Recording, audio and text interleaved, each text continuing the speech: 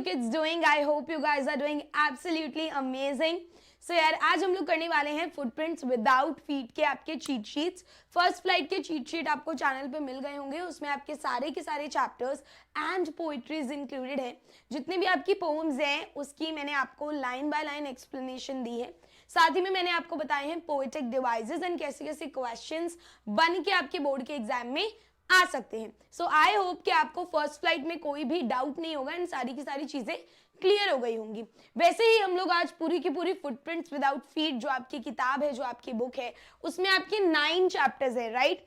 अब उन 9 चैप्टर्स में से हर एक चैप्टर के अंदर के इंपॉर्टेंट कैरेक्टर्स, उन इंपॉर्टेंट कैरेक्टर्स से रिलेटेड कुछ एडजेक्टिव्स और साथ ही साथ उसकी एक शॉर्ट समरी हम लोग देखने वाले हैं, ताकि पूरा का पूरा चैप्टर बच्चों आपको क्लियर हो जाए.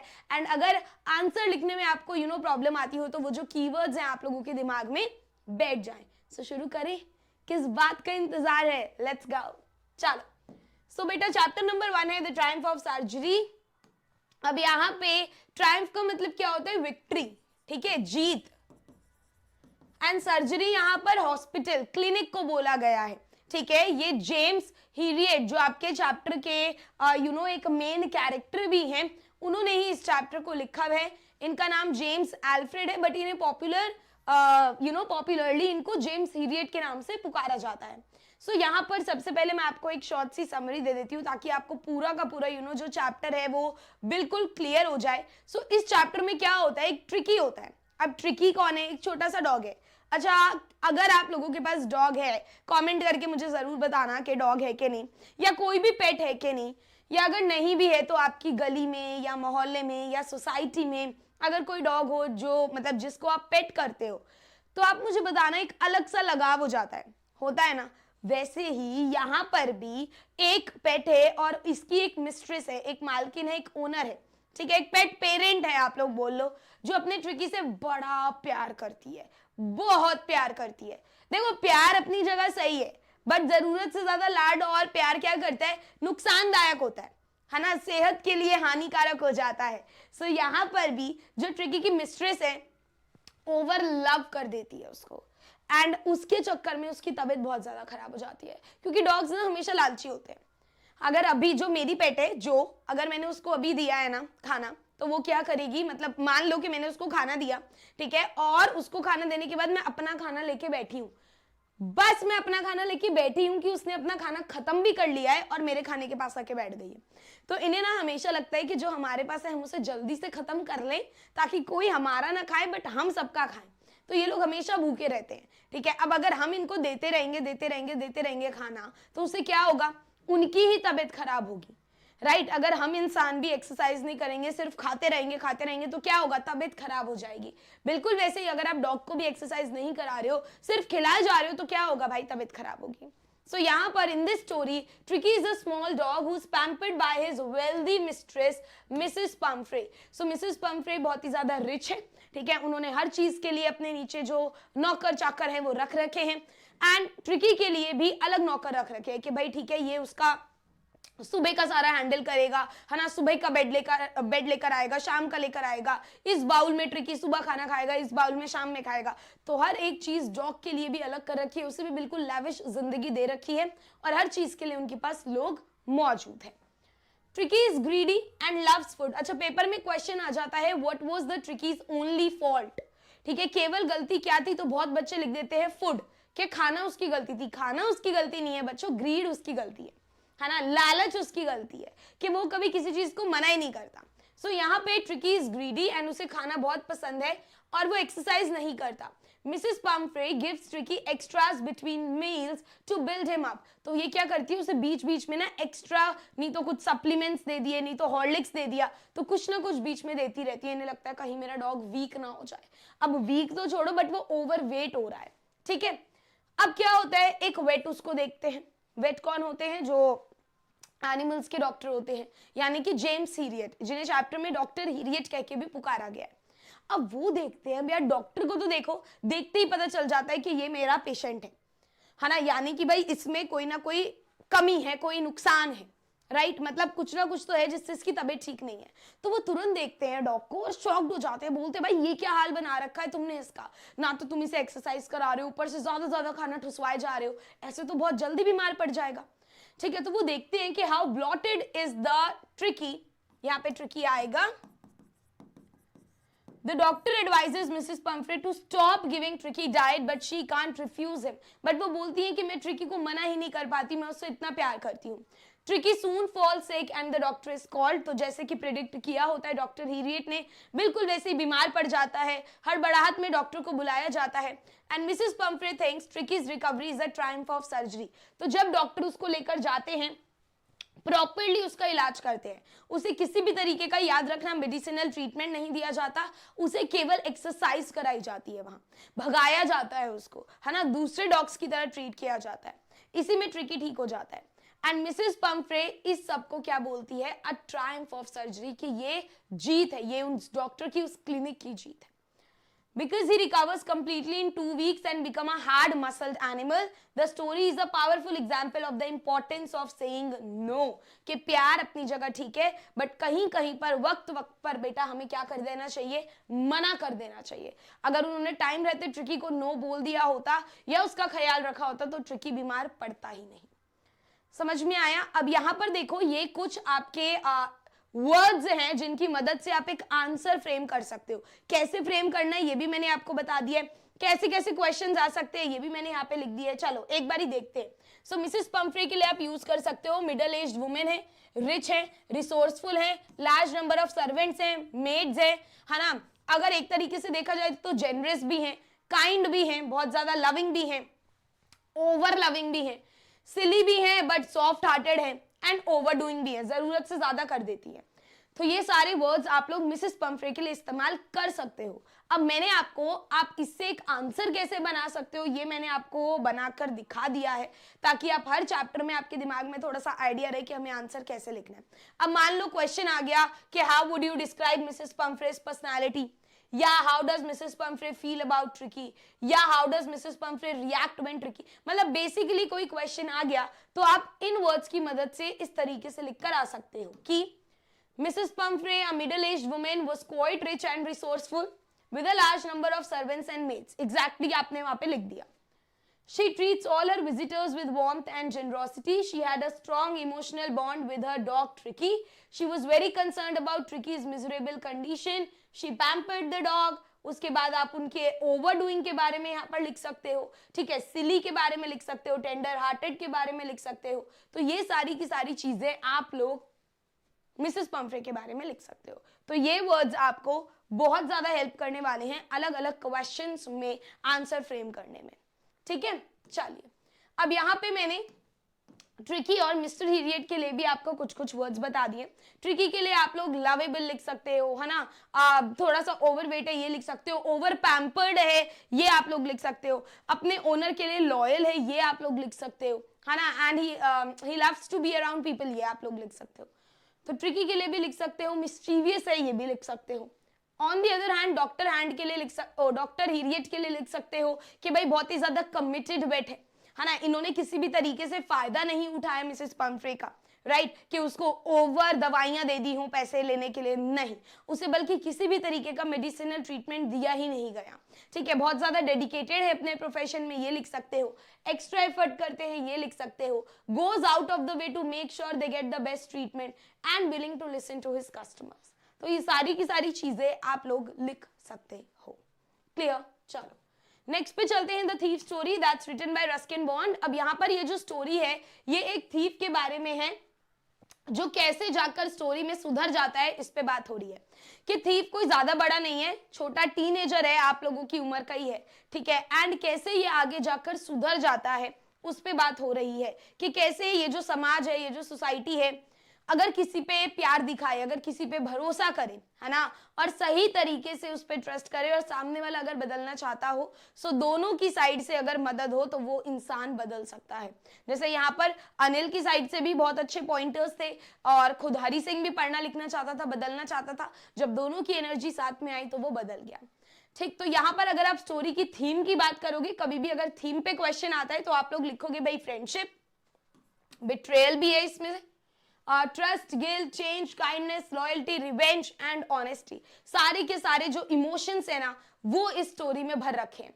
स्टोरी का मॉरल क्या है? There is always hope for redemption and transformation. अगर आप बदलना चाहते हो ना तो हमेशा एक आशा की किरण होती है। अगर आपको पता है आप लोग गलत हो और आप लोग चाहते हो कि नहीं भाई हमें बदलना है, आपको लग रहा है यार मैंने अभी तक पढ़ाई नहीं की बट मुझे अब आगे पढ़ना है ना, आपको लग रहा है भाई अभी तक मैंने सिर्फ लोगों को गलत ही कहा है, अब मैं कुछ अच्छा करना चाहता हूँ, सो उसमें आप कभी भी लेट नहीं होते हो, जब जागो तभी सवेरा टाइप, ठीक है। So there is always a hope.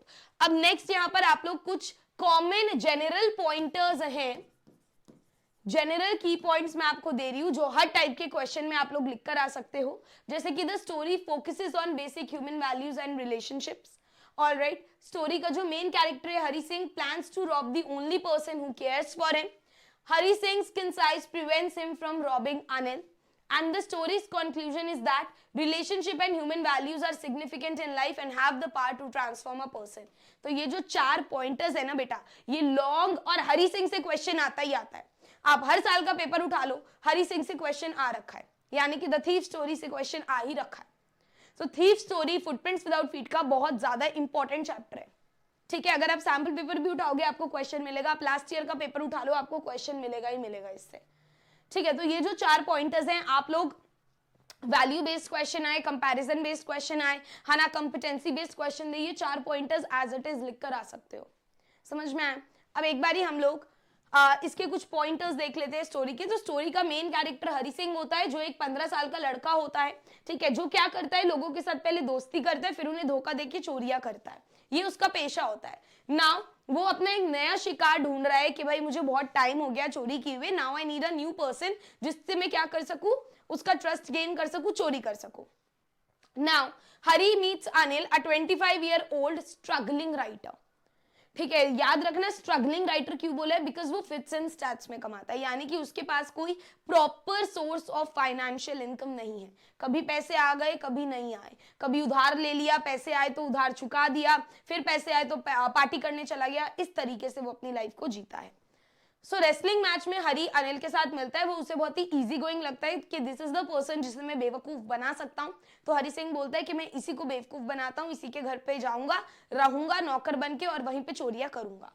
So Anil takes Hari into his home and teaches him how to read, write and cook.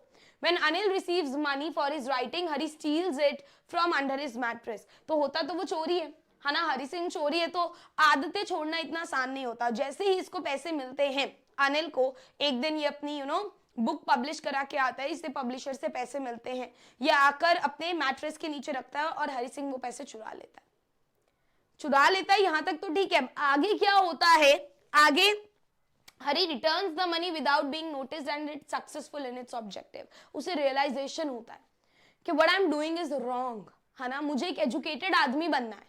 अगर मैं एक एजुकेटेड आदमी बन गया तो ये जो मैं थोड़े 500-600 रुपए चुरा कर लाया हूं इससे तो मैं ज्यादा ही कमा लूंगा। And there is this one person जिसने लाइफ में मुझ में ट्रस्ट किया है, दैट इज अनिल, एंड मैं उसे ही चोरी करके आ गया, उसे ही लूट के आ गया। सो उसे गिल्ट भी होता है, उसका जो इनर सेल्फ होता है वो ट्रांसफॉर्म हो चुका होता है, एंड उसे ये रियलाइजेशन होता है कि कैसे उसने अपने लालच के चक्कर में जो उसके पास अपॉर्चुनिटी थी पढ़ने की वही उसने खो दी। समझ में आया? तो इसीलिए वो वापस जाता है और पैसे रख देता है। स्टोरी का मॉरल क्या है, that kindness and compassion can change a person life.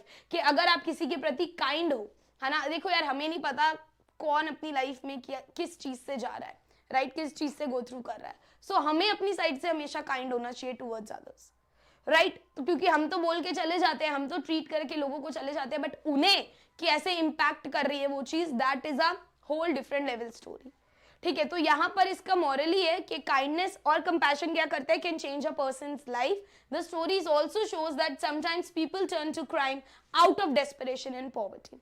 कि कभी कभी इंसान चाहता नहीं है क्राइम करना या गलत चीज करना, बट उसकी गरीबी, उसकी मजबूरी उससे वो चीजें करा देती है। ये भी एक कहानी हमें दिखाती है। अब यहाँ पे मैंने एडजेक्टिव्स की एक लिस्ट बना दी है अनिल और हरी सिंह के लिए। हरी सिंह के लिए आप डिसऑनेस्ट, लेजी, हेल्पलेस, है ना, एक्सपीरियंस, थीफ हो गया, डिसाइडफुल यानी कि धोखा देने वाला हो गया। फिर बाद में आप बता सकते हो कि रिस्पॉन्सिबल भी बना, ऑनेस्ट भी हुआ, प्रैक्टिकल भी हुआ, ग्रेटफुल भी था टूवर्ड्स अनिल। ऐसा नहीं है कि अनिल उसको पढ़ा रहा था, लिखा रहा था, खाना बनाना सिखा रहा था तो वो ग्रेटफुल नहीं था, he was actually grateful towards him. ठीक है। अनिल के लिए आप इजी गोइंग यूज कर सकते हो, honest, humble, Frank, helps the needy, casual about money, not very rich, not good at managing his money. ये एक्चुअली क्वेश्चन भी आ जाता है बहुत बार। मैंने अपने चैनल पर बच्चों को क्वेश्चन आंसर्स कराए हैं, competency based, dialogue based, comparison based, है ना। तो उसमें मैंने बच्चों को, आई गेस मैंने कल ही कराए हैं, तो उसमें मैंने बच्चों को ये क्वेश्चंस कराए हैं। अगर आप लोग चाहो तो आप लोग जा सकते हो, मैम ने चैनल का लिंक आपको कमेंट में और डिस्क्रिप्शन में पिन कर रखा होगा। It's English by Tania Sharma, तो आप लोग जा सकते हो और आप लोग देख सकते हो। आपको चैनल पर हिंदी की क्लासेस भी मैं पूरी मैराथन देने वाली हूँ और इंग्लिश की भी, so you can go and check out the channel. आपको वहाँ पे काफी ज्यादा यूजफुल स्टफ मिलेगा, ठीक है। सो आप ये भी लिख सकते हो कि not good at managing his money, spends money on friends, doesn't pay Hari Singh, kind, simple, easy going, trusting, generous, forgiving, honest, simple, struggling, बहुत सारे एडजेक्टिव्स हैं, ठीक है। तो इस तरीके से आप अपना पूरा का पूरा आंसर इन वर्ड्स की मदद से फ्रेम करके आ सकते हो। Let's move to chapter number 3, the midnight visitor. बहुत ही ज्यादा छोटा सा चैप्टर है, रॉबर्ट आर्थर ने इसको लिखा है। अब यहाँ पे ये स्टोरी ना हमें दिखाती है कि डोंट जज a book by its cover. हम लोग इस सोसाइटी में, समाज में जज कर लेते हैं कैसे, फिजिकल अपीयरेंस पे। जैसे कि फर्स्ट फ्लाइट में फॉर एन ग्रेगरी वाली पोम में बात हो रही है ना, कि इंसान आपको केवल फिजिकल ब्यूटी देखकर उसके बेसिस पे जज करता है एंड आपसे अट्रैक्ट होता है, आपके इनर सेल्फ को नहीं देखता, राइट। वैसे ही यहाँ पर भी सिर्फ हमारे पास 3 कैरेक्टर है, जिसमें से 2 डिटेक्टिव हैं। ध्यान से सुनना बेटा, ऑसिबल एंड मैक्स, ठीक है। ये लोग डिटेक्टिव हैं और एक है हमारा राइटर फाउलर। वो एक रोमांटिक राइटर है, एक बुक लिखना चाहता है डिटेक्टिव्स के ऊपर, और वो ऑसिबल से मिलने आता है। अब हमारे दिमाग में जो डिटेक्टिव्स की या ना, या जो स्पाई की एक इमेज सेट है बुक्स के जरिए या मूवीज के जरिए, वो क्या है, लॉन्ग होगा, डार्क, हैंडसम, क्यूट, है ना, थोड़ा बॉडी होगी, लोगों को मार पीट रहा होगा, हैट लगा रखा होगा, ग्लव्स पहने होंगे, गॉगल्स होगा, ऐसी इमेज है, right. But on the contrary वो जैसे ही जाता है वहां पर, तो ऑसिबल को देखता है फैट है, स्लोपी है, कैजुअल सा आदमी दिख रहा है, कुछ ऐसा इसके बारे में ऐसा नहीं है जिससे ये स्पाई लगे, तो वो डिसअपॉइंट हो जाता है। तो उसी के ऊपर पूरी की पूरी स्टोरी है कि लोगों को केवल जज नहीं करना चाहिए उनके पहनावे से। ऑसिबल का दिमाग कितना तेज है, कैसे वो मैक्स से अपना पीछा छुटवाता है, ये इस कहानी में दिखाया है, ठीक है। चलो, so the story is about a retired detective named Ausable who uses his intelligence to get rid of his rival Max, जो क्या करता है, अपने दिमाग का इस्तेमाल करता है अपने दुश्मन मैक्स से पीछा छुटवाने के लिए। The story also features a mystery writer named Fowler. The story's moral is that people should not panic in situations, but instead face them with the presence of mind. बहुत बार ऐसी situations आती हैं जहां पर हम पैनिक कर जाते हैं, वहां पर हमें हमारे दिमाग का इस्तेमाल करना चाहिए। प्रेजेंस ऑफ माइंड इस कहानी में भर भर के दिखा रखा है, ठीक है। नाउ ऑसिबल के लिए आप chubby, clumsy, lethargic man use कर सकते हो, while max is slender and रग। मैक्स बहुत ही थिन टाइप का बंदा है, एकदम फिट लग रहा है हमें। ऑसिबल बहुत ही ज्यादा डिटरमाइंड है, ऑब्जर्वेंट है, बहुत ज्यादा ऑब्जर्विंग पावर्स उसकी अच्छी हैं, बहुत ज्यादा ब्रेव है, इंटेलिजेंट है, रिसोर्सफुल है। तो ये कुछ वर्ड्स है जो आप लोग यूज कर सकते हो। अब यहां पर I'll tell you, ऑसिबल के लिए आप लिख सकते हो कि एक सीक्रेट एजेंट है who is overweight and sloppy but has great presence of mind and is quick-witted and persuasive, ठीक है। तो यहाँ पर आप ये सारे वर्ड्स ऑसिबल के लिए यूज कर सकते हो कि भाई वो भले ही ओवरवेट है, ठीक है, उसका वजन ज्यादा है, वो दिखने में बहुत ज्यादा नॉर्मल कैजुअल आदमी लग रहा है, बहुत ज्यादा लेथार्जिक लग रहा है कि एनर्जी नहीं है बॉडी में, लेजी है, बट प्रेजेंस ऑफ माइंड बहुत ज्यादा है ना, क्योंकि जो उसके पास इंपॉर्टेंट पेपर्स आने वाले थे वो मैक्स उससे छीनने आ गया, जस्ट लाइक अ मूवी के विलन आ गया मैक्स, एंड उसने मैक्स के दिमाग के साथ ऐसा खेला, उसे मजबूर कर दिया, फोर्स कर दिया उसे ये सोचने पर कि उसके रूम की विंडो के नीचे बालकनी है। और मैक्स इतना ज्यादा कन्विंस हो गया कि पैनिक सिचुएशन में उसने नीचे भी नहीं देखा, सिर्फ दिमाग में सोच के कि yes there is the balcony, वो जंप कर लेता है और मर जाता है, राइट। तो भाई बहुत ही ज्यादा उसमें प्रेजेंस ऑफ माइंड है और बहुत ज्यादा ऐसी पावर है कि वो लोगों को कन्विंस कर सकता है, कन्विंसिंग पावर्स बहुत ज्यादा हाई है, ठीक है। इंटेलिजेंट भी है और उसमें बहुत ही ज्यादा सेंस ऑफ ह्यूमर भी है। ऑन द कॉन्ट्ररी जो फाउलर है वो एक यंग और रोमांटिक राइटर है जो कि बहुत ही ज्यादा सरप्राइज्ड है ऑसिबल को देख के, who doesn't look like a secret agent. Fowler and Ausable are friends, ठीक है। तो ये कुछ इंपॉर्टेंट चीजें हैं जिन्हें आप लोग याद रखना। अब होता क्या है मैं आपको बता देती हूँ स्टोरी इन शॉर्ट, ये हमारा फाउलर होता है। फाउलर इज अ राइटर जिसे एक डिटेक्टिव्स के ऊपर एक किताब लिखनी है, इसलिए वो डिटेक्टिव से मिलने आता है। इसका नाम होता है ऑसिबल, एंड ये एक और डिटेक्टिव होता है, विलन होता है मैक्स। अब बेसिकली ऑसिबल को पता चल गया होता है कि भाई ये जो फाउलर है ये मेरे से डिसअपॉइंटेड है, क्योंकि मैं इसकी एक्सपेक्टेशंस पे जैसा दिख नहीं रहा हूं, जैसे इसको उम्मीद थी कि बहुत ज्यादा मेरे आसपास थ्रिल होगा, जो ब्यूटीज होंगी वो मेरे को मैसेजेस देने आ रही होंगी, सारा मूवीज वाला सीन होगा मेरे आसपास, ऐसा कुछ भी नहीं है, तो ये डिसअपॉइंटेड है। तो ये ऑसिबल फाउलर को बोलता है कि तू रुक जा, ठीक है, तू रुक जा, अभी मेरे पास एक रिपोर्ट आने वाली है, that is report on missiles, और उस रिपोर्ट को मेरे तक पहुंचाने के लिए बहुत लोगों ने अपनी जान को खतरे में डाला है। So that is a very important report, ठीक है, तू अभी रुक जा, फिर तुझे आएगा क्या मजा आएगा, तुझे पता चलेगा कि हाँ भाई ऐसे भी काम होते हैं, ठीक है। जैसे ही अपने रूम में आता है, ऊपर होटल रूम में, ये देखता है कि मैक्स बीचों बीच खड़ा है विद अ पिस्टल। तब इसको मिलता है first thrill of the day कि ओ माय गॉड, अब लग रहा है कि हाँ मैं कहीं खतरे वाली जगह पे आया हूं। मैक्स भी एक डिटेक्टिव है जो कि दूसरी एजेंसी से है, जो ये पेपर छीनने आया है। जो पेपर्स, जो रिपोर्ट ऑसिबल के पास आने वाला है, वो उस रिपोर्ट को छीनना चाहता है। अब इसके पास हथियार है, इसके पास है नहीं, तो ये अपने प्रेजेंस ऑफ माइंड को इस्तेमाल करता है। ये कॉन्स्टेंटली एक ही बात पे कम्युनिकेट कर रहा होता है कि अरे ये होटल वालों ने ना दिमाग खराब कर दिया है, मेरी विंडो के नीचे जो बालकनी है उसे बंद नहीं कराते तो लोग क्लाइंब करके मेरे कमरे में आ जाते हैं। जबकि ये कहां से आया होता है, रूम से। ये बोलता है अच्छा बालकनी भी है, मुझे तो पता ही नहीं यार बालकनी भी है, मैं तो वहीं से आ जाता। ये बार बार बालकनी के बारे में जानबूझ के बात करता है ताकि इसके दिमाग में एक सिनेरियो सेट हो जाए कि नीचे बालकनी है। तभी होटल रूम के गेट पर नॉकिंग्स होती हैं, कोई ठक ठक करता है इनके रूम पर। यहाँ पे ऑसिबल झूठ बोलता है कि ये पुलिस है, कि मुझे पता था मेरे पे खतरा है क्योंकि मेरे पे रिपोर्ट आने वाली है, तो मैंने पुलिस को पहले इन्फॉर्म करा था to check on me. Max panic कर जाता है और नीचे जंप कर जाता है। अब देख रहे हो, ये देख इस तरफ रहा है, ये देख इस तरफ रहा है और ये कूद नीचे गया। समझ रहे हो कि नजर इस तरफ है और कूद पीछे की तरफ गया, बिकॉज इसके दिमाग में सेट हो गया कि बालकनी है, एंड एक्चुअल में देयर वाज नो बालकनी। सो छोटी सी स्टोरी है, पूरी की पूरी स्टोरी में प्रेजेंस ऑफ माइंड का जो खेल है ना बेटा जी, वो बताया गया है। प्लीज इन वर्ड्स को याद रखना। मेनली इसमें से क्वेश्चन प्रेजेंस ऑफ माइंड के ऊपर ही आता है कि कैसे ऑसिबल ने अपना प्रेजेंस ऑफ माइंड दिखाया, तो उन केसेस में आप ये सारे वर्ड्स को इस्तेमाल कर सकते हो। नेक्स्ट हम लोग चैप्टर पे चलते हैं, a question of trust. A question of trust Victor Canning ने लिखा है। ये भी बहुत छोटा सा चैप्टर है एंड ये भी ट्रस्ट के ऊपर ही है, ठीक है। ऑनर अमंग थीव्स के ऊपर ये चैप्टर है कि एक चोर चोरी करता है बट दूसरा चोर उस चोर को ही लूट लेता है। तो कैसे चोरों में भी एक ब्रो कोड नहीं है कि भाई देख मैं तुझे नहीं फंसाऊंगा, है ना। एक चोर के घर में चोरी नहीं करता, ऐसे बोलते हैं, बट यहाँ पे वो भी नहीं हुआ। सो डेनबी के ऊपर ये चैप्टर है, ध्यान से सुनिएगा। The story is about a thief name Denby who is a successful locksmith. तो हॉरिस डेनबी समाज के अकॉर्डिंग एक बहुत ही अच्छा आदमी है, रिस्पेक्टेबल आदमी है, जिसका लॉक्स तालों का बिजनेस है, ठीक है। बट यहाँ पर वो साल में एक बार ही चोरी जरूर करता है। क्यों? बिकॉज उसे रेयर बुक्स का शौक होता है, ऐसी बुक्स जो इजीली नहीं मिलती, तो वो एक एजेंट के थ्रू उन बुक्स को लेता है। वो बुक्स एक्सपेंसिव होती हैं, जिसके लिए वो साल में एक बार चोरी करता है, ठीक है। अब ये जो थीम है इसका, ये है trust, honesty and humanity. It explores the idea of cheats expecting honesty in their profession.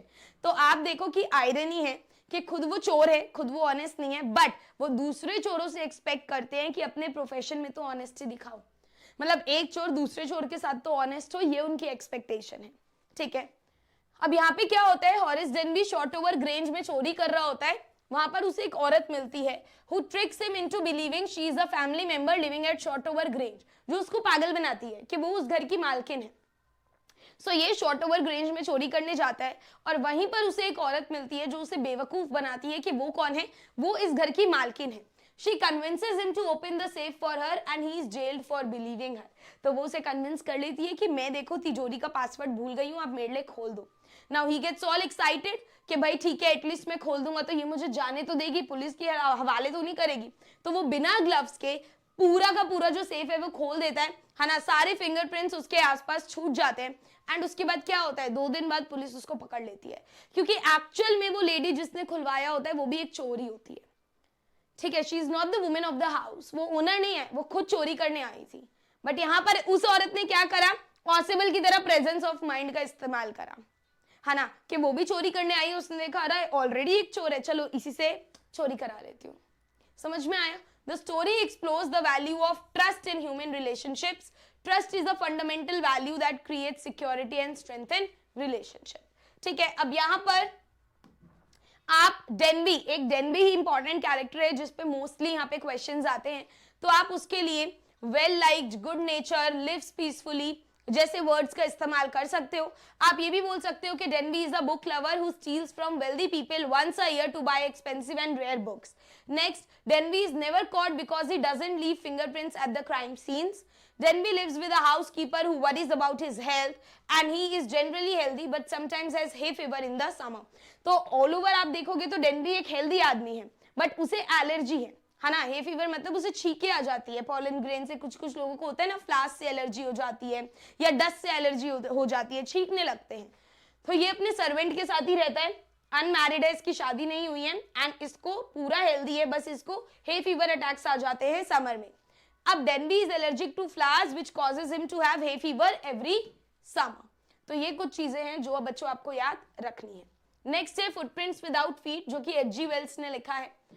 यहां से एक क्वेश्चन आता है ग्रिफिन के ऊपर। ठीक है, बहुत बार बोल देंगे कि ग्रिफिन एक लॉलेस पर्सन था, इसको एक्सप्लेन करो, तो उसकी जितनी भी रॉन्ग डूइंग्स हैं वो सारी की सारी आपको एक्सप्लेन करनी पड़ेंगी। Now how to frame a question, how to write a question, ये सब मैंने कॉम्पिटेंसी बेस्ड क्वेश्चंस में आपको एक्सप्लेन किया है। तो आप लोग, जो मैं आपको अभी कीवर्ड्स दे रही हूँ, जितनी भी लाइन्स दे रही हूँ, वो क्वेश्चन आंसर पर्सपेक्टिव से ही दे रही हूँ। ठीक है, क्योंकि पेपर में तो तुम्हें अल्टीमेटली लिख कर ही आना है। पेपर में तुम खाली समरी सुनाकर तो नहीं आओगे ना, लिख कर आना है। तो जितने भी वर्ड्स आपको बोर्ड पे दिख रहे हैं, अगर आप वो अपने एग्जामिनेशन में जाकर लिख आते हो, तुम्हारे नंबर कट ही नहीं सकते। ठीक है, सो ये जो चैप्टर है फुटप्रिंट्स विदाउट फीट, ये क्या करता है, वॉर्न करता है against misusing science and it's discovery. कि भाई यहाँ पर एक साइंटिस्ट है जो कि ग्रेट साइंटिस्ट है ना, मैं बता देती हूँ। क्वेश्चन आ जाता है ग्रेट साइंटिस्ट है पर ट्रू साइंटिस्ट क्यों नहीं है, इसे एक्सप्लेन करो। क्वेश्चन आ जाता है कि लॉलेस पर्सन है, इसे एक्सप्लेन करो। ठीक है, तो दोनों ही केसेस में क्या करना है, ग्रेट साइंटिस्ट ऑफ कोर्स है भाई, वो बिल्कुल है, क्योंकि उसने जो कोई नहीं कर पाया उसने कर दिखाया। क्या कर दिया उसने इनविजिबल होने का तरीका बता दिया, है ना, कि कैसे आप इनविजिबल हो सकते हो, ये डिस्कवरी कर दी। बट ट्रू साइंटिस्ट क्यों नहीं है, क्योंकि उसने डिस्कवरी को समाज के बेनिफिट के लिए नहीं यूज करा, उसने डिस्कवरी को इस्तेमाल करा किस चीज के लिए, उसने डिस्कवरी को इस्तेमाल किया अपने हित के लिए, अपने फायदे के लिए। ठीक है, अगेन लॉलेस पर्सन है, सारी रॉन्ग डूइंग्स के, कैसे उसने अपने जो ओनर था उसके फ्लैट में आग लगा दी, है ना, कैसे उसने मिसेस हॉल और मिस्टर हॉल पे हमला किया, कैसे उसने क्लर्जीमैन पे हमला किया, कैसे उसने कांस्टेबल जेफर्स पे हमला करा, कैसे उसने जब थिएट्रिकल ड्ररी लेन में था तो कैसे उसने शॉपकीपर पे हमला करा। ये सारी चीजें आप एक्सप्लेन कर सकते हो कि अपनी पावर के आगे उसने किसी और की जान नहीं देखी। ठीक है, सो यहाँ पर it tells the story of a Griffin, a brilliant scientist who misuses his discovery to threaten and to rob innocent people. The chapter's message is that misuse of science can make even a brilliant scientist a monster and a threatening lawless person. This line is very important कि अगर आप science की discoveries का गलत इस्तेमाल कर रहे हो तो एक ब्रिलियंट साइंटिस्ट भी एक मॉन्स्टर बन सकता है। ठीक है, चलो, सो यहाँ पर आपको मैं कुछ वर्ड्स है, एडजेक्टिव्स है जो आप ग्रिफिन के लिए यूज कर सकते हो, वो बता देती हूँ। ब्रिलियंट आप यूज कर सकते हो। वाई ब्रिलियंट मैंने नीचे एक्सप्लेन भी कर दिया है, बिकॉज उसने एक ऐसी डिस्कवरी करी जिससे कि हमारी बॉडी इनविजिबल हो जाए। तो ये कोई आम डिस्कवरी नहीं है, ये महान लोग ही कर सकते। तो he is no doubt intelligent and a brilliant scientist. ठीक है, on the other hand he is arrogant, है ना, एरोगेंट है बहुत ज्यादा। क्यों है एरोगेंट, क्योंकि भाई जगह जगह पर हमें चैप्टर में देखा है कैसे वो सेल्फिश हुआ है, कैसे उसने लोगों से बदतमीजी से बात की है, एरोगेंट होकर बात की है। ठीक है, तो सेल्फिश और एरोगेंट भी आप लोग यूज कर सकते हो। पैरानॉइड भी आप लोग यूज कर सकते हो कि भाई कैसे वो इतना ज्यादा हर वक्त वायलेंट होता रहा एंड जैसे जैसे हमारी नॉवेल आगे जा रही है जिस पे भी उससे डाउट होता था उसी पे वो हमला कर देता था, उसी पे गुस्सा हो जाता था। बहुत ही ज्यादा शॉर्ट टेम्पर्ड था, इरिटेबल था, इम्पेशेंट था, लॉलेस था, रिवेंजफुल था, है ना, कि एक बार बदले की भावना आ गई तो कुछ भी कर देगा। ठीक है, तो रिवेंजफुल भी था। तो अगर उसके कैरेक्टर पे क्वेश्चन आ जाए ना तो इन्हीं सबको एक्सप्लेन कर देना पूरे 6 नंबर अंदर। ठीक है, चलो नेक्स्ट पे आ जाओ, एक बारी फटाफट से हम लोग इस स्टोरी को देख भी लेते हैं कि यहाँ पर क्या बात हो रही है। सो ये जो लेसन है footprint without feet, this is a story by H G. Wells. अब जब कहानी खुलती है, जैसे ही आपकी स्टोरी शुरू होती है, लंदन में स्टोरी शुरू होती है, आप देखोगे कि दो लड़के ना बहुत ही ज्यादा हैरानी से ना पैरों के निशानों को देख रहे हैं कि यार ये पैरों के निशान ना कहीं से तो आ रहे हैं, कहां से आ रहे हैं पता नहीं, पर कहीं से आ रहे हैं और कोई इंसान दिख भी नहीं रहा है। So, the muddy footprints suddenly appear out of nowhere. However, as they followed, the footprints grew fainter and finally disappeared. तो वो out of curiosity क्या करते हैं, उन footprints को follow करते हैं। बट अगर आप एक बात बताओ, अगर मैं अभी अपने पैर मिट्टी में डाल लूं, है ना, और फिर मैं नंगे पैर चलने लगूं, तो एक पॉइंट पर तो आएगा जब मेरे पैरों से मिट्टी खत्म हो चुकी होगी, जब और मेरे फुटप्रिंट्स नहीं दिखेंगे। तो बिल्कुल वैसे ही ये जो इनविजिबल मैन था, ग्रिफिन था, इसके पैर कहीं पड़ गए होंगे तो उन्हें पैरों के निशान दिख रहे हैं, मिट्टी वाले पैर दिख रहे हैं, बट जब मिट्टी हट गई तो फिर उन्हें आगे कुछ भी नहीं दिख रहा। अब यहाँ पे ग्रिफिन जो है वो एक साइंटिस्ट है जिसने अभी अभी ये तरीका निकाला है how to make a body invisible. अब Griffin though intelligent was a lawless person, very important line. सबसे पहला एग्जाम्पल उसके लॉलेस, यानी कि वो कानून में बिलीव नहीं करता, है ना, कानून को बोलता है कि भाई उसकी ऐसी की तैसी, और जो उसके मन में आता है वो करता है, जितना नुकसान होता है वो करता है। सो यहाँ पर वो क्या करता है, अपने लैंडलॉर्ड के घर को आग लगा देता है just because the landlord wanted him to leave the house. बताओ यार, लैंडलॉर्ड का इतना भी हक नहीं है कि वो तुम्हें घर से निकाल दे, उसका घर है भाई, राइट। तो ये क्या करता है, बदले की भावना में उसके घर पे ही आग लगा देता है। सो ये पहला incident of him being lawless person. Griffin roamed in London. अब जब आग लगा देता है तो सारे कपड़े उतारने पड़ते हैं, क्योंकि अगर घूमेगा, है ना, कपड़ों में, तो लोग तो पीछा करेंगे, भले ही बोलेंगे अरे इसका तो सर नहीं है, बिकॉज क्या हुआ है, बॉडी ट्रांसपेरेंट हुई है, राइट। अब पर जिन जिन एरिया में कपड़े हैं, मान लो ये ऐसा हो गया उसका हाथ कि भाई इस एरिया में बॉडी तो है ना, तो कपड़े तो दिख ही रहे हैं, तो उसे क्या करना पड़ा, अपने सारे कपड़े उतारने पड़े ताकि कोई उसे देखे ना। सो अब वो क्या कर रहा है, लंदन में बिना कपड़ों के सर्दी में घूम रहा है।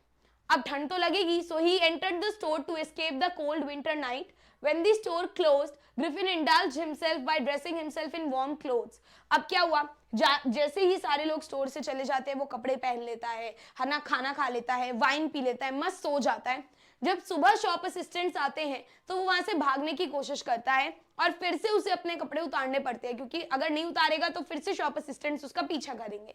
अब उसके बाद वो ड्ररी लेन जाता है, ये उसका दूसरा इंसिडेंट है ऑफ हिम बीइंग लॉलेस। तो वहां पे वो कपड़े फाइंड आउट करता है ताकि वो अपनी जो पहचान है वो छुपा ले, है ना, बैंडेजेस बांध लेता है अपने मुंह पर ताकि लोग उसको ऐसे ना समझे कि बिना सर का आदमी है। और उसके बाद attack the shopkeeper from behind to escape and robbed all the money. उसके सारे पैसे लूट लेता है और वहां से चला जाता है ड्ररी लेन से। तो this is the second incident of him being a lawless person. अब वो क्या करता है, ग्रिफिन लंदन छोड़ देता है और वो एक गांव में आ जाता है, आइपिंग, और वहां पे एक लोकल होटल में, इन मतलब छोटा होटल, उसमें 2 कमरे बुक कर लेता है। उसे लगता है मैं लंदन में रहूंगा तो ये तो बहुत भीड़ भाड़ वाला इलाका है, यहाँ कुछ ना कुछ सियापा मेरी जान को होता रहेगा, सो लेट्स मूव आउट। अब आगे क्या होता है, once his money was over he stole it from the clergyman's room। तीसरा एक्ट ऑफ बीइंग लॉलेस, कि रहते रहते पैसे भी तो खत्म होंगे। अब पैसे खत्म हो गए तो क्या कर रहा है, वहीं पे गांव का जो क्लर्जीमैन है उसके घर में जाके चोरी कर रहा है।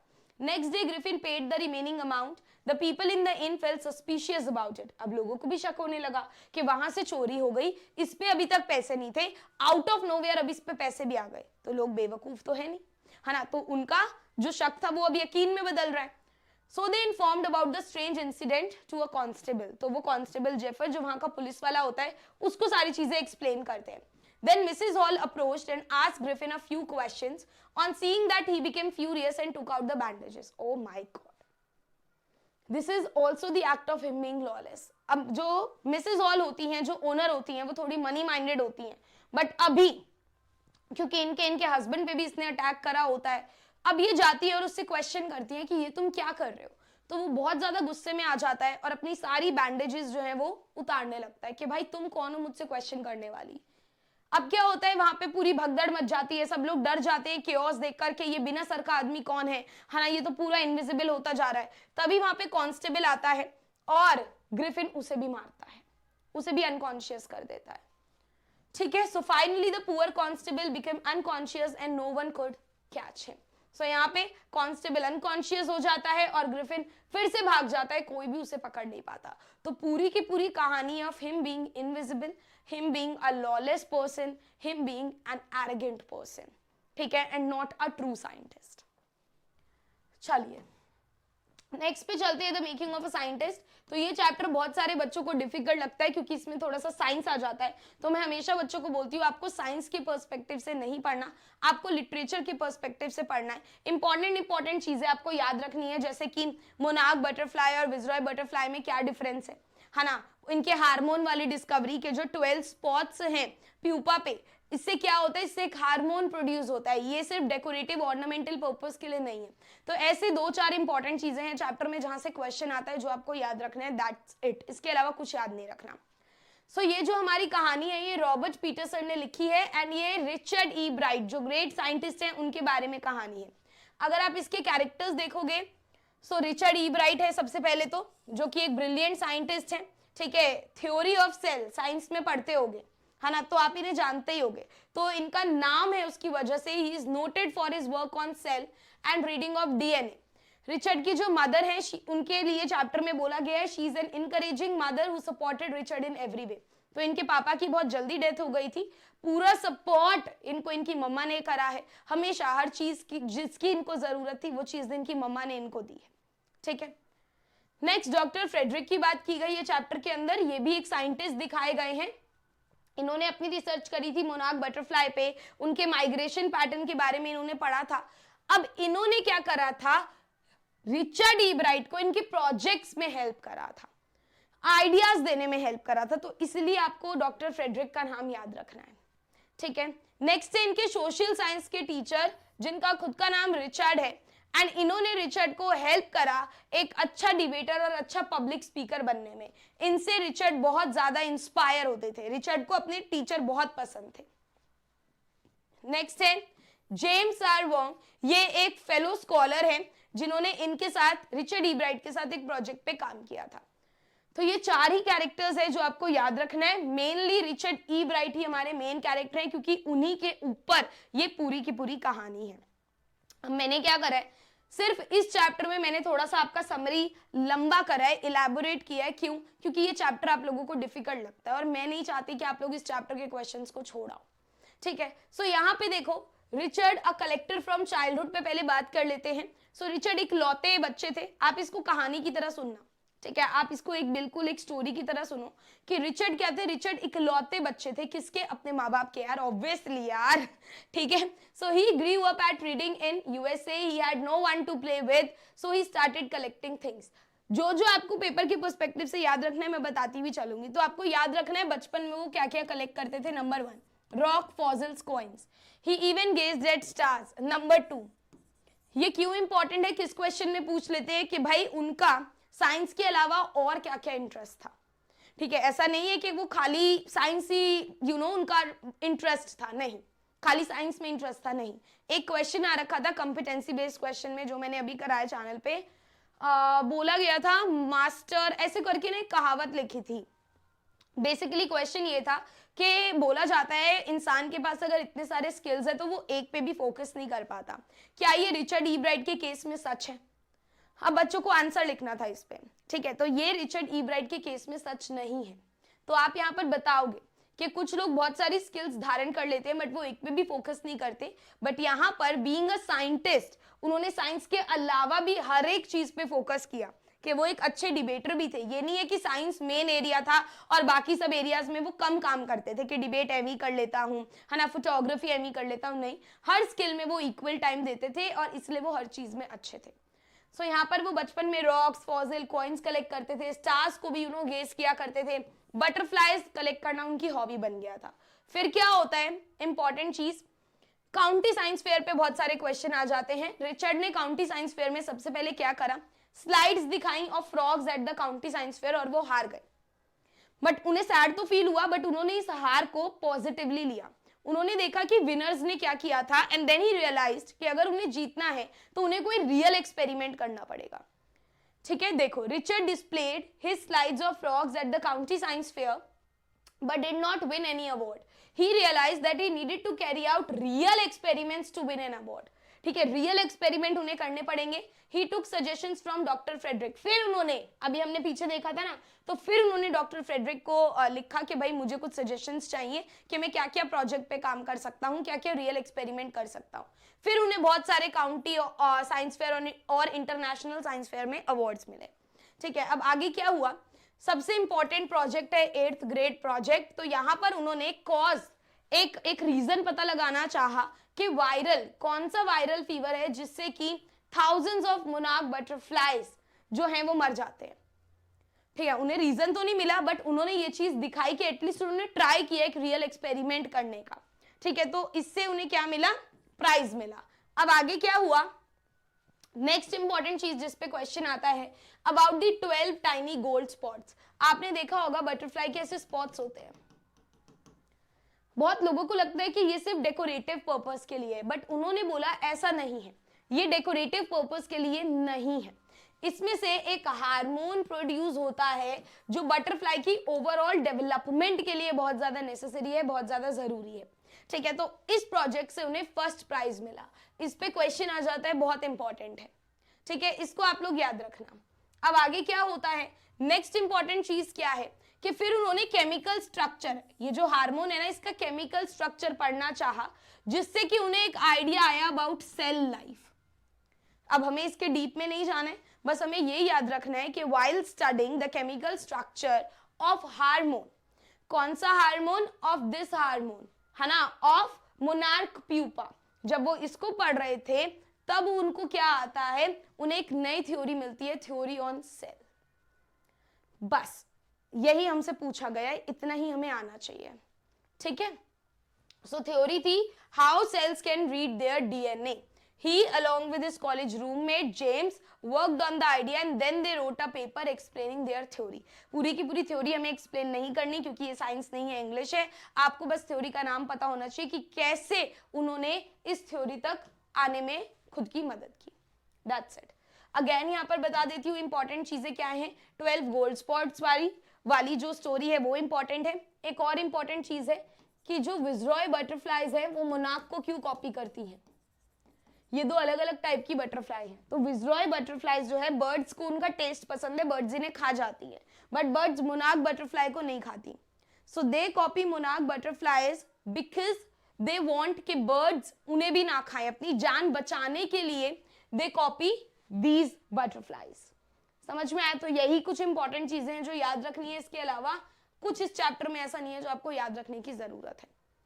नेक्स्ट पे चलते हैं, द नेकलेस चैप्टर पे। बहुत ही ज्यादा सेल्फिश औरत के ऊपर है ये, जिसका नाम है मिटिल्डा, जो अपने सेल्फिशनेस में अपने पति को भी सफर कराती है। सो ये जो चैप्टर है ये लिखा है गाय दे मोज़ेपेंथ ने। इसकी जो थीम है वो बहुत इंपॉर्टेंट है, याद रखना। ठीक है, थीम क्या है? People should be content. Content मतलब होता है संतुष्ट, सेटिस्फाइड। तो थीम है कि लोगों को संतुष्ट होना चाहिए with what they have and not take it for granted. कि यार देखो, आप सपने देखो, आपको कुछ लाइफ में अचीव करना है, गो फॉर इट, कोई दिक्कत नहीं है। बट अगर आप केवल रोते रहोगे घर पे बैठ के कि अरे यार मुझसे तो हो ही नहीं रहा, मैं तो शहजादी हूं, मुझे तो अमीरों के खानदान में पैदा होना था, मैं ये कहाँ आ गई, तो लाइफ फिर आपको सबक सिखाएगी, राइट?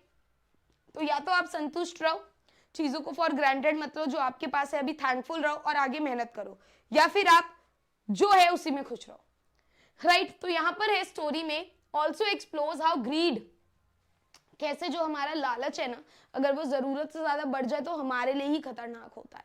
ओके, सो स्टोरी एक तरीके से सटायर है किस पे, that teaches the lesson that people should be content with what they have and live with in their means. Very important line, इसको याद कर लेना, थीम को।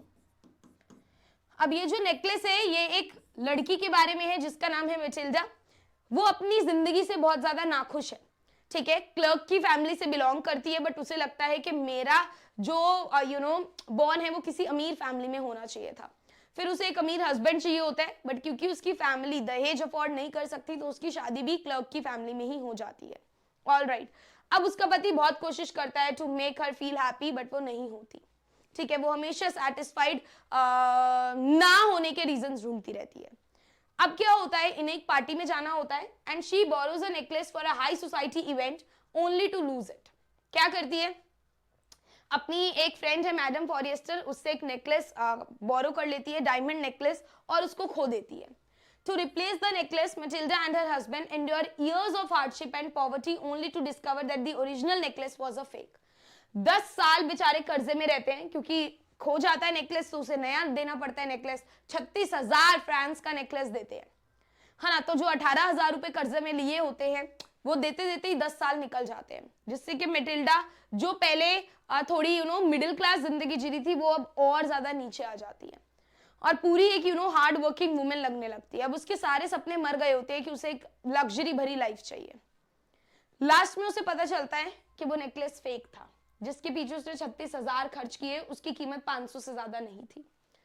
This thought-provoking tale delves into themes of deception, the consequences of pride, and the illusory nature of appearance.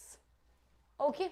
Now, यहाँ पर question आ जाता है theme of deception के ऊपर कि इसको एक्सप्लेन करो। तो यहाँ पर आप बोल सकते हो कि भाई ये बहुत ही सेंट्रल थीम है, क्योंकि बताया गया है कैसे अपीयरेंसेस डिसीविंग होती है। पे डिसेप्शन का क्या मतलब है कि जो हम लोगों को देखते हैं ना, हम वही अचीव करने की कोशिश करते हैं, बट लोगों की अपीयरेंस से हम धोखा खा सकते हैं, राइट। सिर्फ मेटिल्डा ने सुंदर बनना चाहा एक फेक अपीयरेंस दिखाने के लिए, जो वो नहीं है, खुद को वो प्रेजेंट करने के लिए पार्टी में उसने ये सब किया, है ना। अपना नेकलेस बोरो करा, फिर उसको खो दिया, फिर उसकी खुद की लाइफ इतनी बेकार हो गई। सो यहाँ पर बोला है कि अपीयरेंस ना हमें धोखा दे सकते हैं, ठीक है। इसके बहुत ज्यादा सीरियस कॉन्सिक्वेंसेस हो सकते हैं, जैसे कि मेटिल्डा का जो डिसीजन था to borrow a diamond necklace from her friend, believing it to be a genuine sign of wealth and status, sets off a chain of events rooted in deception. उसने क्या सोचा था कि इस नेकलेस से क्या होगा, मेरा वेल्थ, मेरा स्टेटस, झूठा स्टेटस दिखाऊंगी लोगों को, है ना। उन्हें लगेगा कि मैं बहुत ज्यादा अमीर हूं, बट इसी नेकलेस ने क्या करा, धोखा दिया, है ना। जितनी वो अमीर थी, जितनी वो मिडिल क्लास थी, उससे भी उसे नीचे पहुंचा दिया। सो ये नेकलेस ही उसे लास्ट में क्या पता चलता है कि नेकलेस भी फेक था, right. shattering her world of illusion and leading to years of suffering and poverty for both Matilda and her husband. The story highlights the deceptive nature of appearances and the unforeseen repercussions of living a life based on false assumptions. कि story क्या highlight करती है, story दिखाती है कि कैसे जो appearance है ना वो फेक हो सकती है ना, और कैसे जो चीजें हैं, जो सीरीज ऑफ इवेंट्स हैं जो हमने अभी तक देखे नहीं है, वो हमारे आगे लेकर आ सकती है और कितना हमें धोखे में रख सकती है। ठीक है, कि मान लो मेरे को एक पार्टी में जाना है सज धज के, है ना। अब मैं उस पार्टी में चली गई एक फेक नेकलेस लेकर, समझ कर कि वो नेकलेस बहुत ही ज्यादा रियल है, डायमंड नेकलेस है, मेरी वाह वाह होगी। नेकलेस निकला फेक और 10 साल मैंने अपनी गरीबी में बिता दिए। तो ये क्या हुआ, ये मैं तब तो नहीं देख पाई थी ना जब मैं नेकलेस ले रही थी, क्या ये फ्यूचर मैंने तब देख लिया था, नहीं। तो कैसे जो अपीयरेंसेस हैं वो डिसेप्टिव हो सकती है, ये यहाँ पर बताया गया है। ठीक है, ये बहुत इंपॉर्टेंट है, कुछ याद करो या ना करो, ये जो अभी मैंने पढ़ाया है वो तो जरूर याद कर लेना, बिकॉज वो मैक्सिमम अगर तुम किसी भी आंसर में वो लिखा होगे ना, उनमें से लाइंस लेकर नंबर आ जाएंगे। ठीक है, अब मेटिल्डा के लिए और मैडम फॉरेस्टर के लिए कुछ लाइंस हैं जो मैंने यहाँ पर लिखी हैं, जिन्हें आप लोग याद कर लेना। मेटिल्डा एक मिडिल क्लास वुमेन है जो कि एक लग्जूरियस लाइफ के सपने देखती है, बहुत ही ग्रीडी है, प्राइडफुल है, उसे बस सारी लग्जरीज चाहिए दुनिया में, है ना। और अपने हस्बैंड से भी नाखुश रहती है, बिकॉज उसे पता है कि मेरा जो हस्बैंड है उसका स्टेटस से मुझे ये सब लग्जरी नहीं मिल सकता। दूसरी तरफ मैडम फॉरेस्टर एक वेल्दी वुमेन है, जिससे मेटिल्डा बहुत ज्यादा चिढ़ती है, क्योंकि वो वेल्दी है, अपर क्लास है, एंड एक ऐसे सोशल सर्कल का पार्ट है जो मेटिल्डा चाहती है ज्वाइन करना, बट वो वहां नहीं पहुंच सकती। मैडम फॉरेस्टर बहुत ही ट्रस्टिंग फ्रेंड है, उन्होंने अपना नेकलेस बिना सोचे समझे दे दिया, एंड बहुत ही फ्रेंडली बिहेव करती है मेटिल्डा के साथ, बट लेटर इम्पेशंस भी दिखाती हैं, है ना, नेकलेस मांगने लगती हैं बार बार, सो इम्पेशंस भी दिखाती हैं at having to wait for the return of her necklace. तो दोनों ही चीजें बहुत ज्यादा इंपॉर्टेंट है, याद रखना। नेक्स्ट चैप्टर है सेकेंड लास्ट चैप्टर हमारा भोली, जो कि ख्वाजा अहमद अब्बास ने लिखा है। भोली हमें बहुत सारी चीजें सिखा के जाता है। भोली सिखाता है सेल्फ कॉन्फिडेंस, कि लाइफ में ना कॉन्फिडेंस बहुत ज्यादा जरूरी है। हमें दुनिया हमेशा नीचे गिराएगी, दुनिया का काम क्या है, नीचे गिराना, राइट। अब कल मेरा लेक्चर आया था चैनल पर, राइट, कुछ बच्चे क्या कर रहे थे, अरे ये कौन है, अरे ये क्या है, अरे ये तो रिकॉर्डेड है, अरे ये तो ये, वो पढ़ ही नहीं रहे थे। ठीक है, काम अगर वो पढ़ेंगे नहीं, अगर वो सुनेंगे नहीं, आपको आएगा क्या, आपको क्या लेना लेक्चर रिकॉर्डेड है, आपको क्या लेना लेक्चर लाइव है, आपको तो पढ़ने से मतलब है, राइट आपको समझ में आना चाहिए, आपको देखना चाहिए, जो कंटेंट है वो आपके काम आना चाहिए, पेपर में बैठो तो लिख कर आना है। सो द पॉइंट इज कुछ ना कुछ हर किसी के पास होता है बोलने के लिए 24/7, बट यहां पर अगर हमें अपने ऊपर कॉन्फिडेंस है, अगर हमें पता है कि हम सही हैं, तो हम किसी का भी मुंह बंद करा सकते हैं। और यही चीज यहां पर भोली दिखाती है। समझ में आया? भोली को क्या करते हैं, भोली को लोग चिढ़ाते हैं, भोली को लोग गलत बोलते हैं, यहाँ तक कि उसके अपने घर वाले उसके सगे नहीं होते, उसके अपने घर वाले उसको नीचा फील कराते हैं, है ना, उससे प्यार नहीं करते, उससे अच्छे से बिहेव नहीं करते, बट उसकी टीचर उसमें ऐसा कॉन्फिडेंस डालती है कि वो बड़े होकर सबका मुंह बंद करा देती है।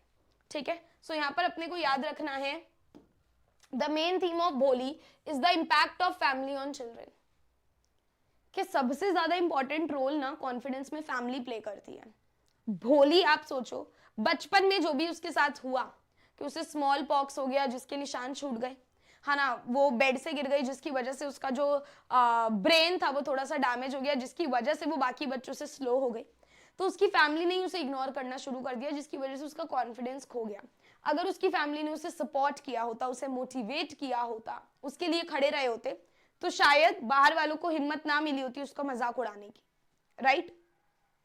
So main theme ही भोली का impact of family on children. Story suggests that family support and emotional security are essential for children development. कि एक बच्चे की डेवलपमेंट के लिए उसकी फैमिली का सपोर्ट और उसे इमोशनल लेवल पे सिक्योर फील कराना बहुत ज्यादा जरूरी है। स्टोरी हमें यह भी सिखाती है that people shouldn't be discriminated against based on their appearance and disability. किसी को भी हमें ऐसा फील नहीं कराना चाहिए on the basis of their color, on the basis of their appearance, on the basis of their ability और disability, कि वो किसी से कम है। ठीक है, इंस्टेड उन्हें क्या करना चाहिए, एनकरेज करना चाहिए। ऑल राइट, सो ये मेन थीम है जो आपको याद रखना है। अब यहाँ पर हम लोग थोड़ा सा इसकी समरी देख लेते हैं। तो भोली का असली नाम सुलेखा है, who suffered brain damage and smallpox। जैसे कि मैंने आपको बताया बचपन में वो गिर गई थी तो ब्रेन डैमेज हो गया और स्मॉल पॉक्स की वजह से चेहरे पे निशान रह गए। एट बर्थ भोली वॉज फेयर एंड प्रिटी, तो जब पैदा हुई तब बहुत सुंदर थी, बट जब वो 2 साल की थी उसे स्मॉल पॉक्स हो गया। The disease left her with pock marks on her face and permanently disfigured her body. Bholi also stammered due to her brain damage, है ना, थोड़ा रुक रुक के अटक अटक कर भी बोलती थी। अब क्या हुआ, एक बारी गांव में एक बेसिकली बोल सकते हो गवर्नमेंट ऑफिशियल आता है, ठीक है, तहसीलदार आता है। वो क्या बोलता है रामलाल को, जो कि भोली के पिता होते हैं, कि तुम अपनी बेटियों को स्कूल भेजो, कि हमने गांव में प्राइमरी स्कूल खुलवाया है, उसके उद्घाटन के लिए मैं आया हूं और तुम तो हमारी रिवेन्यू ऑफिशियल हो, है ना, अगर तुम अपनी बेटियों को भेजोगे तो गांव वाले भी तुम्हें देखकर भेजेंगे। अब ये खुद सपोर्ट में नहीं होता लड़कियों को स्कूल भेजने के, पहले का टाइम तो ऐसा ही था कि भाई हम क्यों भेजे लड़कियों को स्कूल, राइट। तो ये क्या करता है, सोचता है कि अपनी जो सबसे बेकार बेटी है ना उसको भेज देता हूँ, क्योंकि उसकी शादी तो वैसे भी नहीं होनी, अच्छी वालियों को नहीं भेजूंगा सॉरी तो किसी अच्छे इंटेंशन से ही स्कूल नहीं भेजता, बेकार इंटेंशन से भेजता है। भोली was sent to school when she was 5 years old and Bholi's parents didn't care for her.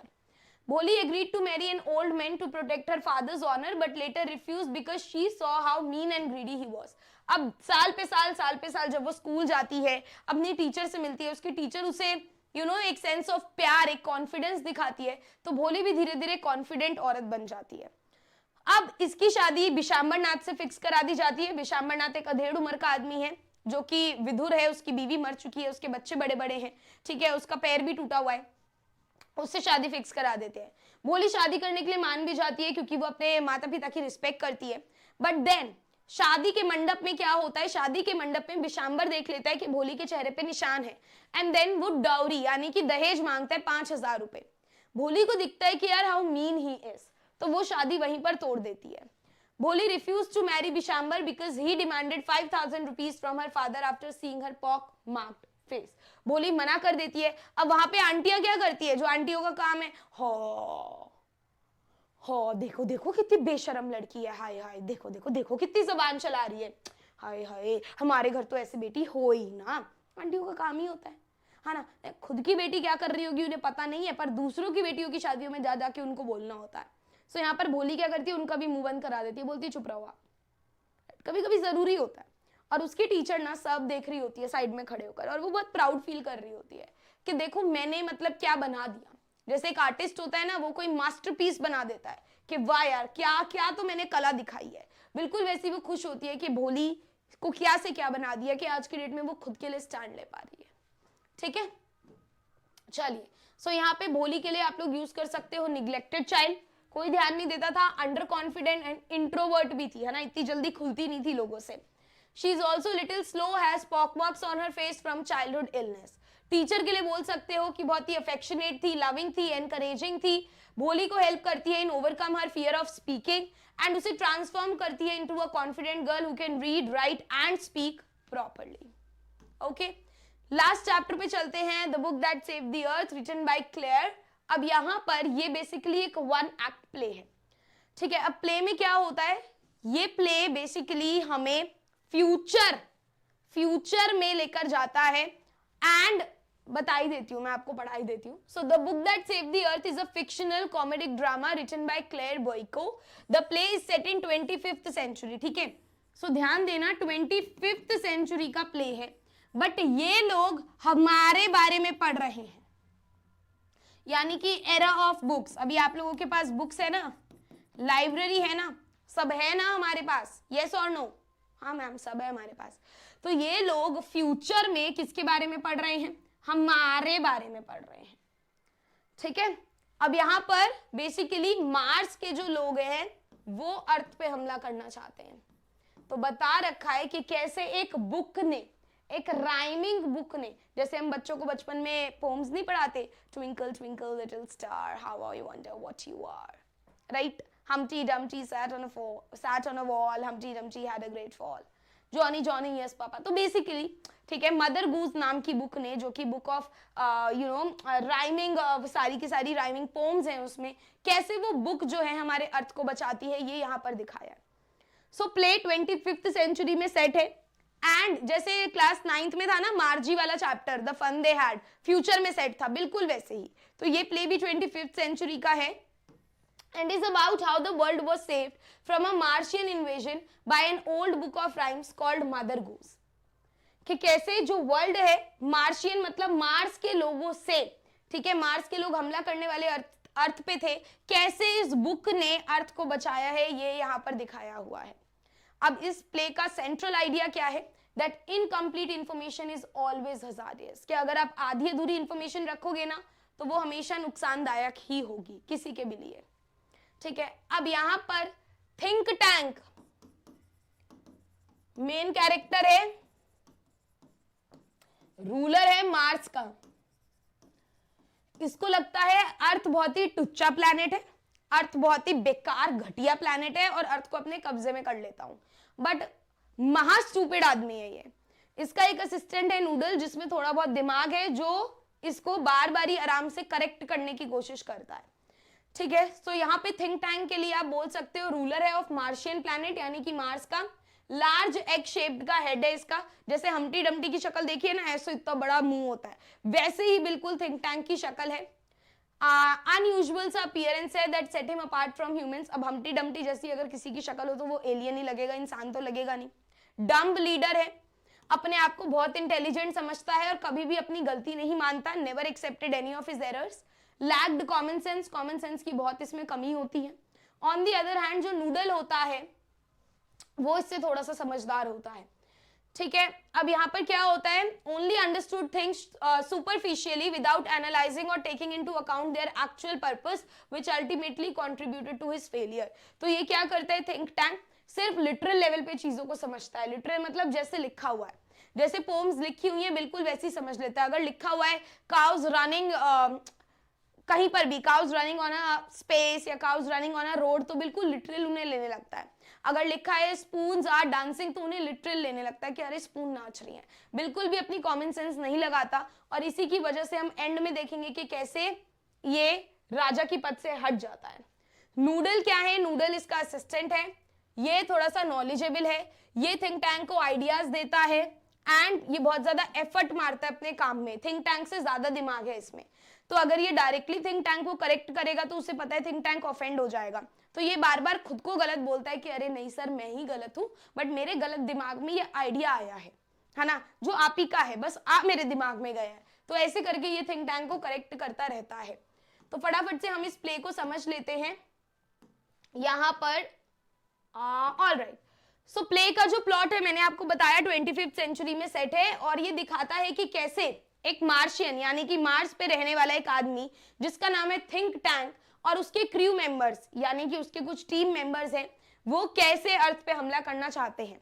अब थिंक टैंक अपने कुछ मेंबर्स को अर्थ में भेजता है, 3 लोगों को, एंड उन्हें बोलता है जाकर देख कर आओ कि ये अर्थलिंक्स कैसे हैं, यानी कि ये जो लोग अर्थ पे रहते हैं ये कैसे हैं। ठीक है, तभी तो हम हमला कर पाएंगे ना, जब हमें अपने दुश्मन की पावर का एहसास होगा। So when his crew arrived at earth library, अब इनका पीके देखिए, पीके में देखा एक इतनी गोल सी डिवाइस लैंड करती है, बिल्कुल वैसे ही ये लोग भी कहाँ लैंड करते हैं, लाइब्रेरी में। अब निकलते हैं, इन्हें पता नहीं ये क्या है ना, ये कौन सा गोला है, ये हम कहाँ आ गए हैं, ये बुक्स रखे, मतलब मैं बोल रही हूँ बुक्स, बट उन्हें तो पता ही नहीं ना बुक्स क्या है। तो बोलते ये क्या है, ये कोई स्टोरेज करने की जगह है क्या, तो उन्हें पता नहीं व्हाट इज लाइब्रेरी। ठीक है, अब परप्लेक्स मतलब बहुत ज्यादा कंफ्यूज हो जाते हैं कि बुक्स क्या है। सो थिंक टैंक उनको बोलता है कि शायद ये बुक सैंडविचेस है ना, क्योंकि अर्थ पे रहने वाले लोग इसे खाते हैं, तो तुम भी इसे खाकर दिखाओ। So they eventually discovered that books are intended for communication. फिर नूडल हेल्प करता है कि शायद ये सैंडविच नहीं है, दे आर फॉर कम्युनिकेशन, तो कान पे लगा लेते हैं। तो फिर नूडल करेक्ट करता है कि शायद ये सुनने के लिए नहीं है बट पढ़ने के लिए है। ठीक है, तो अभी क्या करते हैं, वो बोलते हैं बट हम तो इसे पढ़ ही नहीं पाएंगे, तो ये अपने साथ कुछ विटामिन लेकर आते हैं जिससे इनकी इंटेलिजेंस बढ़ जाए। So they took vitamins and were able to read the book after that because it was tough for them to read stuff from the books. अब आगे क्या होता है, याद रखना बुक का नाम है मदर गूस। ठीक है, और ये एक नर्सरी राइम का कलेक्शन होता है, इसमें बहुत सारी नर्सरी राइम्स होती हैं। अब जैसे जैसे ये लोग नर्सरी राइम्स को पढ़ते हैं उसका लिटरल मतलब लेने लगते हैं कि हमटी Dumpty sat on a wall, हमटी Dumpty had a great fall. कहता तो अच्छा फॉल हो गया, ये कैसे हो गया, तो हर चीज का लिटरल मतलब ये लेकर जाता है। थिंक टैंक फेल्ट टेरिफाइड, बहुत डर जाता है, बहुत डिस्टर्ब हो जाता है जब वो सुनता है a cow jumped over the moon. बोलता है भाई अर्थ पे काउ इतनी ज्यादा एडवांस हो गई कि वो मून पे जंप कर रही है, क्या ये अपनी काउस के साथ हम पे हमला करने आ रहे हैं। Little dog laughed to see the cows act and a dish ran away with a spoon. बोल रहा है इनकी तो स्पून्स भी भाग रही हैं, भाई ये तो बहुत ज्यादा खतरनाक प्लैनेट हो गया। Think tank believe that Earthling have advanced to the point where even pets are raised with emotions and Earthling could invade Mars with millions of cow. बोल रहे भाई ये तो ऐसे पॉइंट पे आ गए हैं जहां पे इनके पेट्स में भी इमोशन है और ये अपनी काउस के साथ हम पे हमला करने आ रहे हैं। और फिर ये लोग हमटी डमटी वाली पोम पढ़ते हैं, दिखाते हैं, थिंक टैंक को बोलता है ये तो मैं ही हूं, इसकी तो मेरे जैसी शक्ल है, शायद इन्हें मेरे बारे में भी पता चल गया, ये मुझे भी मारने आ रहे हैं। So, since the image of Humpty Dumpty resembled Think Tank, he was terrified of the line Humpty Dumpty had a great fall. डर गया था इन लाइन से, इन्हें लगा कि जो अर्थलिंग्स है वो मार्स पे हमला करने आ रहे हैं और थिंक टैंक को फेंकने आ रहे हैं, फॉल मतलब गिराने आ रहे हैं। So, क्योंकि थिंक टैंक बहुत ज्यादा डर गया था पोएट्री से, he ordered his crew to return to Mars. उसने क्या बोला कि तुम लोग फटाफट से मार्स वापस आ जाओ, अभी अर्थ पे हम लोग हमला नहीं कर सकते, वो लोग बहुत एडवांस्ड है। और प्ले कंक्लूड होता है इस moral say that things should be analysed rather than taken of a face value, कि लिटरल मीनिंग लेने से अच्छा है कि हमें हर चीज को एनालाइज करके समझना चाहिए। Clear everyone?